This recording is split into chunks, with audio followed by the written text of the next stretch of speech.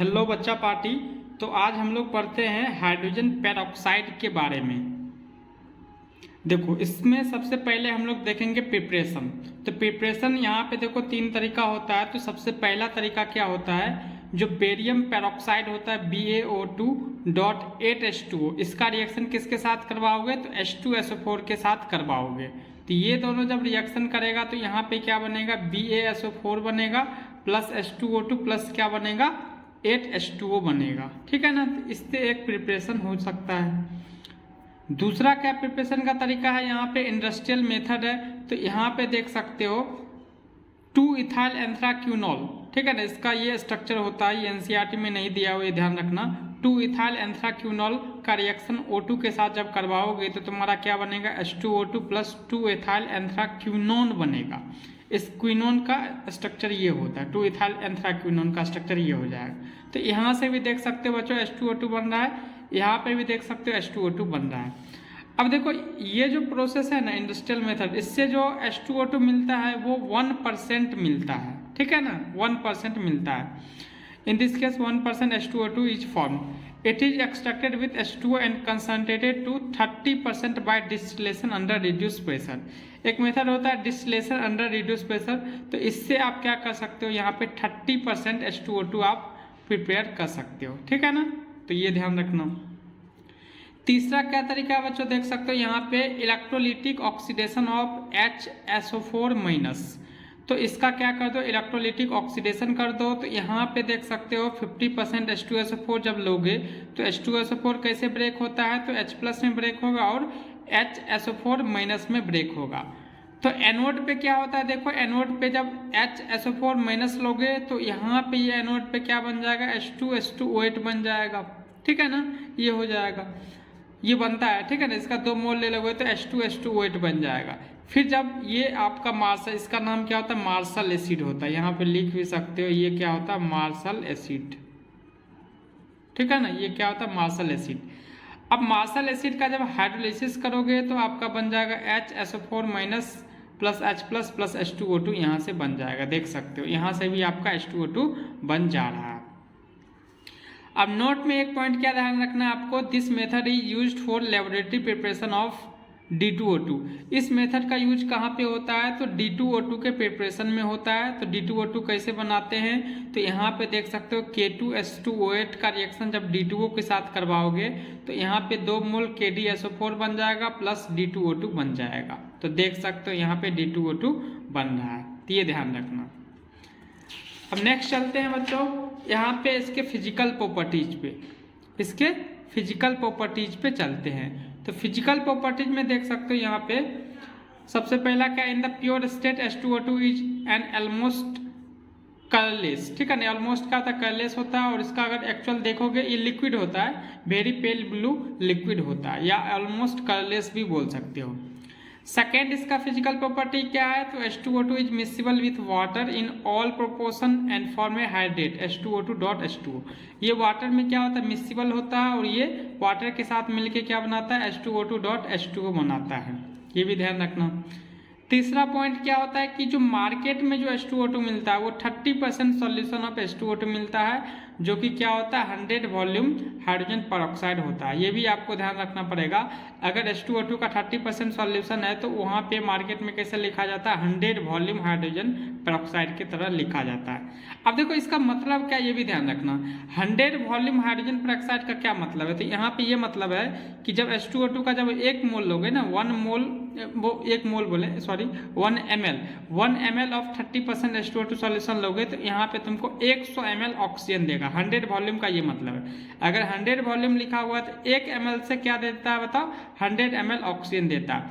अगर आप यहाँ पे 1 लीटर बोल रहे हो ना, तो 1 लीटर से यहाँ 100 लीटर ऑफ ऑक्सीजन मिलेगा। तो ये ध्यान रखना, ठीक है ना।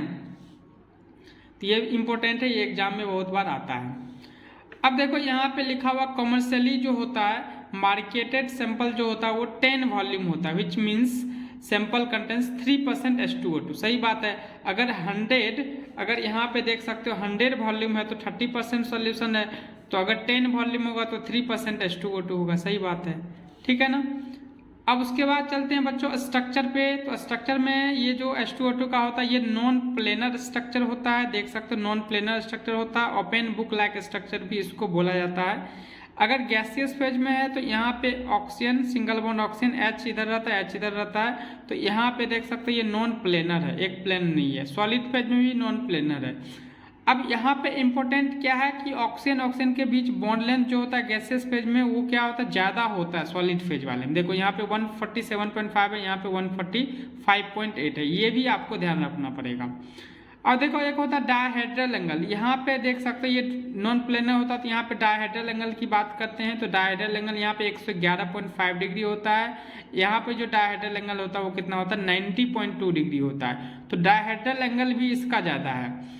बस यहाँ आपको एक ध्यान रखना है कि जो H और ऑक्सीजन का बॉन्ड लेंथ है ना वो सॉलिड फेज में ज़्यादा होता है, यहाँ पे 98 है, यहाँ पे 95 है।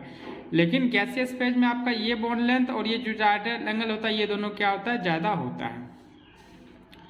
उसके बाद देख सकते हो केमिकल प्रॉपर्टीज में तो जो H2O2 होता है वो ऑक्सीडाइजिंग एजेंट के जैसा भी यूज होता है और रिड्यूसिंग एजेंट के जैसा भी यूज होता है, ये भी ध्यान रखना। ऑक्सीडाइजिंग एजेंट भी होता है और रिड्यूसिंग एजेंट भी होता है, बोथ एसिडिक और बेसिक मीडियम में, ठीक है ना। अब यहाँ पे देख सकते हो एसिडिक मीडियम में इसका कुछ रिएक्शन है जो ध्यान रखना है आपको। तो सबसे पहला रिएक्शन यहाँ पे देख सकते हो जब H2O2 Fe2+ के साथ रिएक्शन करेगा ना, एसिडिक मीडियम मतलब H+, तो यहाँ पे क्योंकि ये ऑक्सीडाइजिंग एजेंट के जैसा यूज हो रहा है तो ये Fe2+ को Fe3+ में कन्वर्ट कर देता है और खुद किस में रिड्यूस हो जाएगा, तो H2O में रिड्यूस हो जाएगा। अभी तक क्लियर चल रहा है ना। चलो अब उसके बाद देख सकते हो बच्चों यहाँ पे देखो सल्फाइड है, लेड सल्फाइड। यहाँ पे लेड सल्फाइड कैसे होगा, तो H2- के रूप में। तो यहाँ पे लेड सल्फाइड को कैसे ऑक्सीडाइज करता है, तो सल्फेट में, लेड सल्फेट में खुद रिड्यूस हो जाएगा H2O में। अब बेसिक मीडियम की बात करते हैं तो बेसिक मीडियम में देख सकते हो Fe2+ को Fe3+ में कन्वर्ट करेगा क्योंकि अभी भी ऑक्सीडाइजेंट है और खुद किस में रिड्यूस हो जाएगा, तो OH- में रिड्यूस हो जाएगा।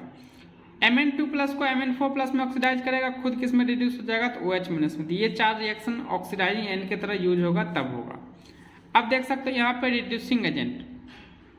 रिड्यूसिंग एजेंट में आपको क्या ध्यान रखना है, अगर एसिडिक मीडियम में है तो MnO4- को Mn2+ में कन्वर्ट करेगा, खुद किस में रिड्यूस हो जाएगा, सॉरी यहाँ पे इसको रिड्यूस करता खुद किस में ऑक्सीडाइज हो जाएगा, O2 में ऑक्सीडाइज हो जाएगा क्योंकि रिड्यूसिंग एजेंट है ना।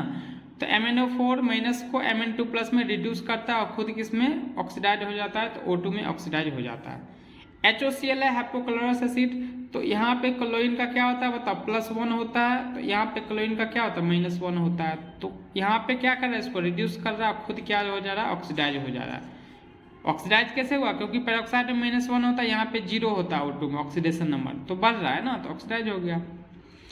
अब बेसिक मीडियम में बात करते हैं तो यहाँ पे देख सकते हो I2 को कैसे रिड्यूस करेगा, तो I- में रिड्यूस करेगा, खुद किस में रिड्यूस ऑक्सीडाइज हो जाएगा, तो O2 में ऑक्सीडाइज हो जाएगा।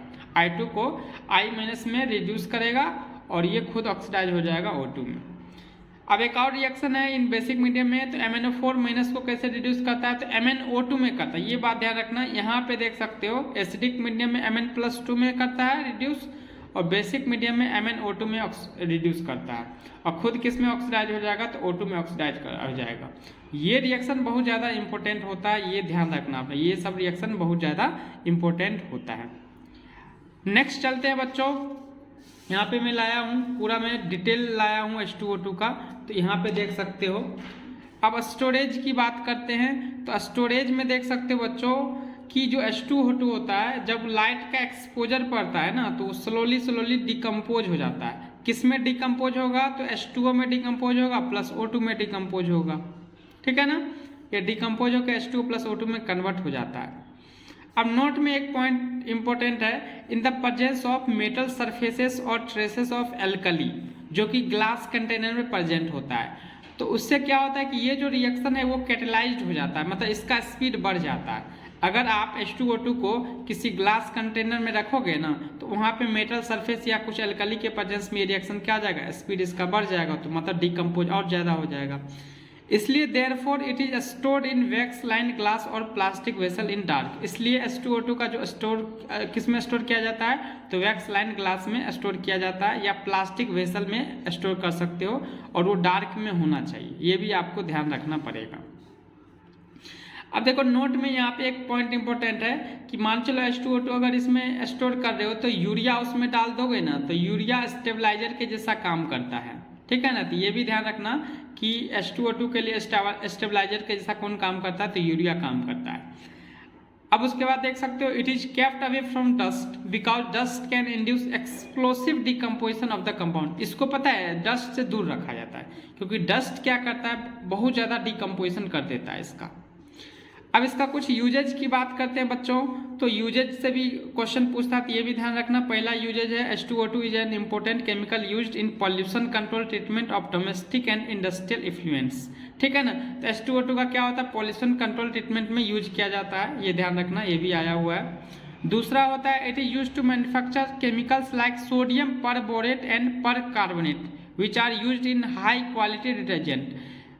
H2O2 का प्रिपरेशन में किसके प्रिपरेशन में यूज होगा, तो सोडियम परबोरेट हो और परकार्बोनेट में, ठीक है ना। इसके प्रिपरेशन में H2O2 का यूज होता है, ये भी ध्यान रखना आपको। तीसरा पॉइंट है बच्चों it is used as hair bleach. Hair bleach के तौर पे ये यूज किया जाता है। एज ए माइल्ड डिसइंफेक्टेंट में भी यूज होता है, और as an antiseptic it is sold in market as perhydrol. ये भी ध्यान रखना है बच्चों कि H2O2 को परहाइड्रोल बोला जाता है, इसलिए ये एंटीसेप्टिक के तौर पे यूज होगा। नेक्स्ट पॉइंट देख सकते हो बच्चों it is used as bleaching agent for textile and paper pulp. इसका जो यूज होता है ब्लीचिंग एजेंट के तौर पे भी यूज होता है, ये भी आपको ध्यान रखना है। एक और पॉइंट है it is used to manufacture of hydroquinone and tartaric acid. Hydroquinone के मैन्युफैक्चर में भी होता है और टार्टेरिक एसिड के मैन्युफैक्चर में भी होता है, ठीक है ना। तो इतना है आपको H2O2 के बारे में, ठीक है ना। तो ये आपको पूरा अच्छे से देखना है, ये 15 मिनट का वीडियो में 12 मिनट की वीडियो में आपको पूरा अच्छे से क्लियर हो गया, ठीक है ना। अगर आपको वीडियो पसंद आया बच्चों तो चैनल को सब्सक्राइब कर देना, लाइक कर देना और शेयर भी कर देना दोस्तों के साथ। थैंक यू बच्चों।